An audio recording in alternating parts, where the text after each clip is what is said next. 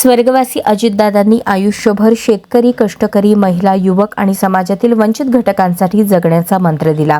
त्यांच्या विचारांचा आणि कार्याचा वारसा पुढे नेताना शिव, शाहू फुले आंबेडकर यांच्या विचारांवर निष्ठा ठेवून कर्तव्य भावनेने ही जबाबदारी स्वीकारत असल्याचे सांगतानाच दादांच्या अकाली जाण्याने वैयक्तिक आयुष्यातच नव्हे तर संपूर्ण महाराष्ट्राच्या मनावर दुःखाचा डोंगर कोसळला आहे. मात्र त्यांनी दिलेली कर्तव्यनिष्ठा, संघर्षाची ताकद आणि जनतेप्रतीची प्रामाणिक बांधिलकी हाच माझा खरा आधार आहे.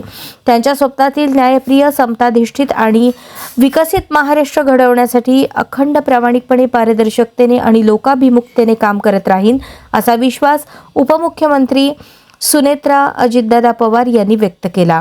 या कठीण काळात महाराष्ट्रातील जनतेने दिलेले प्रेम, विश्वास आणि पाठिंबा हेच माझे सर्वात मोठे बळ आहे. आपल्या विश्वासाच्या जोरावर दादांच्या विचारांना उजाळा देत नव्या आशेने आणि नव्या ऊर्जेने पुढे चालत राहीन. शेतकऱ्यांच्या हितासाठी, युवकांच्या संधींसाठी, महिलांच्या सक्षमीकरणासाठी आणि सर्वसामान्यांचे जीवनमान उंचावण्यासाठी शासनाच्या प्रत्येक योजनेची प्रभावी अंमलबजावणी करणे हे माझे सर्वोच्च प्राधान्य असेल, असेही सुनेत्रा पवार यांनी सांगितले.